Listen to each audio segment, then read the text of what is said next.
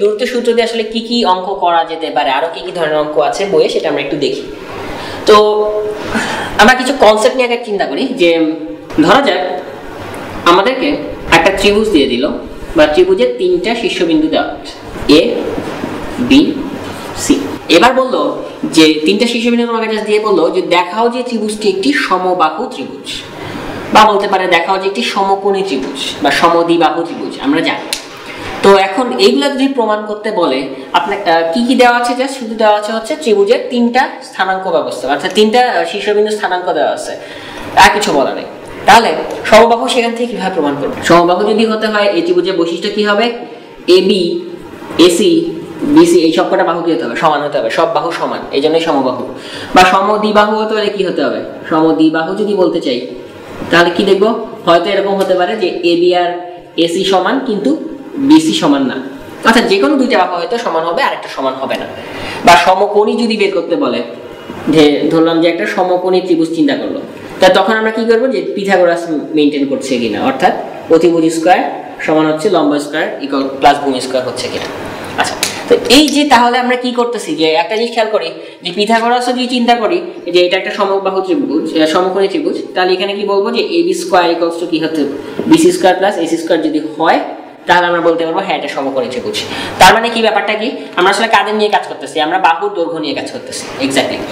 তো এখানেও বাহুর দৈর্ঘ্য লাগতেছে, এটা তো বাহুর দৈর্ঘ্য লাগতেছে, এগুলো তো বাহুর দৈর্ঘ্য লাগতেছে। সো আমি যদি কোনোভাবে বাহুর দৈর্ঘ্য বের করতে পারি এবং যদি দেখি তারা এই কন্ডিশন অ্যাপ্লাই করছে, ফুলফিল করতেছে, তার মানে তারা সমবাহু, বা এটা হলে সমদ্বিবাহু, বা এটা হলে সমকোণী। তা আমাদের তাহলে এখন বাহুর দৈর্ঘ্য বের করতে হবে।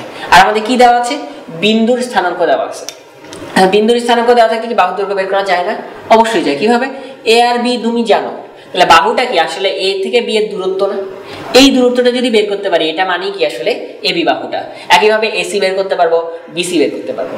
তাহলে প্রত্যেকটা বিন্দু, তিনটা বিন্দু দেওয়া আছে, যে কোনো দুইটা দুইটা করে যদি নিয়ে আমি দূরত্ব বের করি তাহলে কি হয়ে যাবে?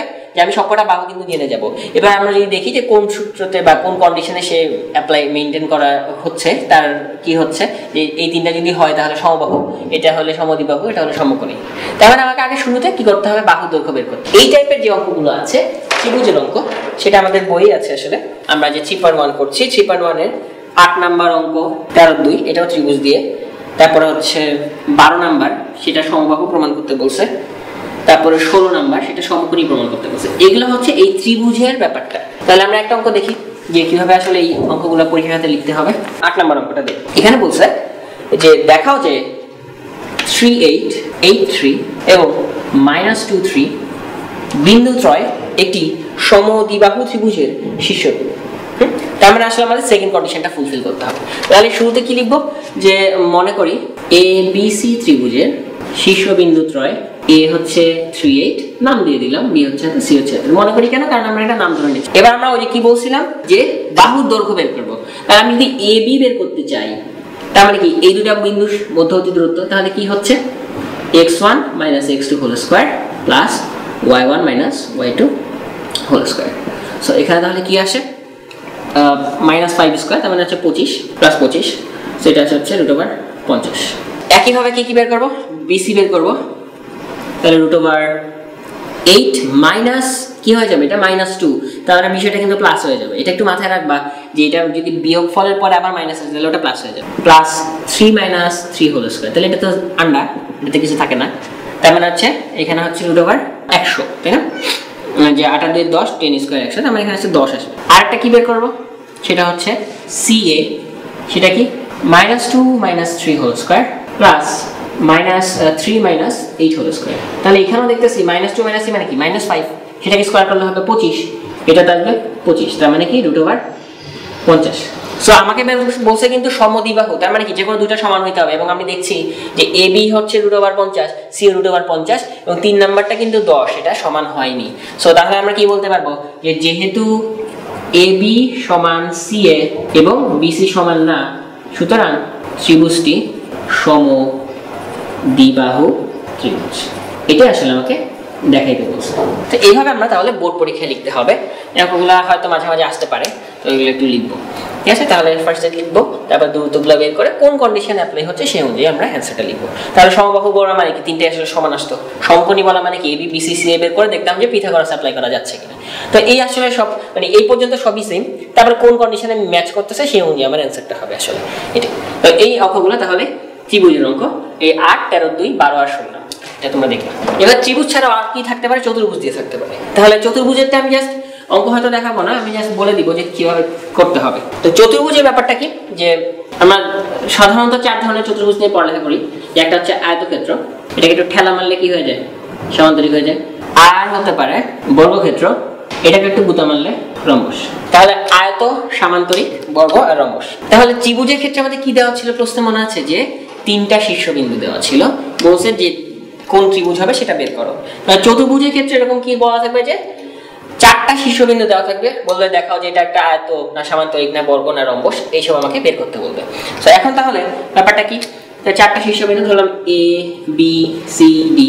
এখন তাহলে আমাকে বুঝতে হবে আসলে এদের কন্ডিশনটা আসলে কি। তো এই দুটার মধ্যে একটা সিমিলারিটিস আছে, সিমিলারিটিসটা কি বলতে পারবা, সেটা কি, সেটা হচ্ছে যে আয়ত আর সামান্তরিক উভয়েরই বিপরীত বাহুদ্বয় সমান, তাই না? বিপরীত দুইটা বাহুদ্বয় পরস্পর সমান, অর্থাৎ আমি বলতে পারি যে আয়ত আর সামান্তরিক দুইটার জন্য এই কন্ডিশনটা সেম, যে এবি আর সিডি সমান, এডি আর বিসি সমান, তাই না? এটা দুইটার জন্য আসলে সেম, এটা নিয়ে কোনো সন্দেহ নাই আসলে। খেয়াল করো যে আমাকে 4টা বিন্দু দেওয়া থাকবে, তার মানে আমার ফার্স্ট কাজ হচ্ছে সবকটা বাহু দৈর্ঘ্য বের করা। কিভাবে বের করা একটু আগে দেখালাম। তো তাহলে বাহু দৈর্ঘ্য বের করে যদি দেখি যে কোনো দুইটা করে সমান হচ্ছে, তার মানে অবশ্যই এটা এই কেসের মধ্যে পড়ছে। কারণ কি, ওই কেসের ব্যাপারটা কি, ওই কেসে কি হচ্ছে আমরা জানি বর্গ আর রম্বসের ক্ষেত্রে কি হয়, সবকটা বাহু সমান হয়। তাহলে এই কেসে যদি পড়তে হয় সবাইকেই একই রকম মান আসতে হবে, কিন্তু এখানে যদি দেখি যে না সবাই একই রকম আসতেছে না, যে কোনো দুইটা সেম, তার মানে এই কেস, তখন আমরা ওটা নিয়ে চিন্তাই করবো না।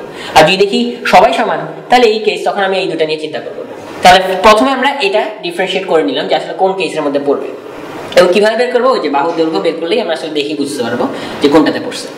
এখন কথা হচ্ছে যে এই দুটার মধ্যে আবার কিভাবে আলাদা করবো, সেটা করা যায় এইভাবে। খেয়াল করো যে আমি যদি কর্ণ নিয়ে এখন চিন্তা করি, বিডি কর্ণ আর এসি কর্ণ, এবং খেয়াল করবো যে আয়তক্ষেত্রের জন্য আসলে এই কর্ণ দুইটার দৈর্ঘ্য কিন্তু সমান, তাই না? যে আমি যদি কর্ণ দুইটা দৈর্ঘ্য, কি হয় দৈর্ঘ্য চিন্তা বের করবো কিভাবে, বি আর ডি তো দেওয়াই আছে, ওদের মধ্যবর্তী দূরত্ব নিয়ে কাজ করবো। এই দুইটা দূরত্ব বের করবো, এ আর সি দূরত্ব বের করবো। এরা যদি সমান আসে, এই কন্ডিশন ফার্স্টে ফুলফিল করতে হবে, তারপর যদি এই কর্ণ দুইটা সমান আসে, তার মানে অবশ্যই এটা আয়তক্ষেত্র। এখন সামান্তরিক কি কর্ণ আসলে সমান? আসলে সমান না। খেয়াল করো এটা একটু ছোট আর এটা একটু বড়, তার মানে আয়ত সামান্তরিক দুইটার জন্য এই কন্ডিশনটা ফুলফিল করতে হবে। এরপরে আয়ত যদি হয় তাহলে কর্ণ দুইটা সমান হবে, সামান্তরিক যদি হয় কর্ণ দুইটার মান কিন্তু সমান আসবে না। সো তখন তাহলে আমরা বলতে পারবো হ্যাঁ এটা হলো আয়ত, এটা হলো সামান্তরিক। সিমিলারলি বর্গ রম্বসের ক্ষেত্রে ফার্স্টে কি চিন্তা করতে হবে, এই 4টাই সমান কিনা। এটা যদি হয় তার মানে কি এটা বর্গ, এটা রম্বস। এবার আগের মতোই যে এইখানেও খেয়াল করো যে বর্গক্ষেত্রের কর্ণ দুইটা কিন্তু সমান, বিডি সমান হচ্ছে এসি, এটা সমান হবে, কিন্তু রম্বসে এই কর্ণটা একটু ছোট, এটা একটু বড়, তাহলে এখানে কর্ণ দুইটা সমান কিন্তু হবে না।